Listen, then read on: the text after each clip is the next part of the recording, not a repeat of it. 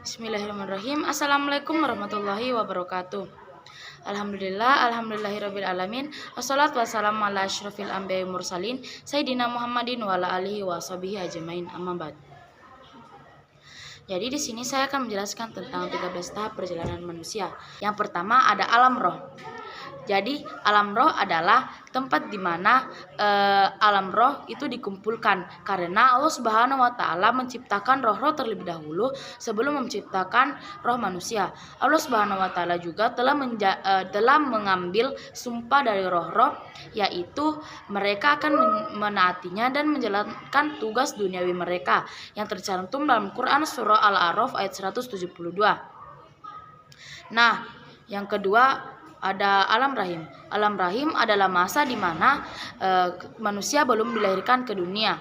Di alam rahim ini diyakini bahwa alam rahim adalah salah satu tahapan yang penting dan penuh keajaiban, di mana Allah Subhanahu wa taala menciptakan jiwa manusia lalu dimasukkan ke dalam tubuh janin. Yang ketiga ada alam dunia. Di dalam dunia ini adalah tahapan yang sangat panjang, dimulai dari bayi yang hanya meminum air susu ibu, lalu tumbuh menjadikan anak-anak, remaja, dewasa, selanjutnya akan menjadi tua dan diakhiri dengan kematian. Yang keempat ada alam barzah atau alam kubur. Alam kubur adalah di mana manusia berada di antara kematian dari kiamat. Ya, alam barzah yaitu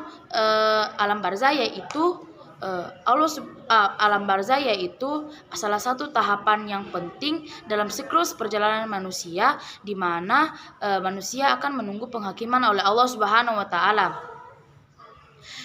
Yang kelima ada hari akhir. Hari akhir adalah puncak dari seluruh kehidupan yang ada di dunia ini, di mana hancurnya alam semesta beserta manusia dan juga makhluk-makhluk hidup lainnya.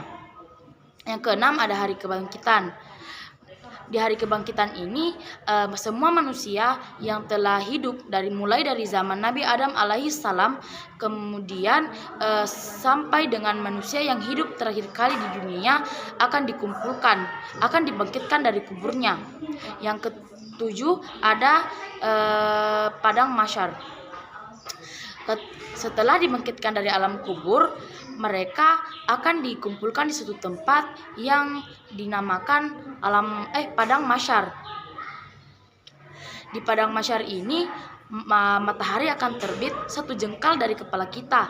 Makanya ketika kita di padang mahsyar, kita akan merasa kepanasan dan kehausan yang amat sangat dahsyat. Yang kedelapan ada syafaat.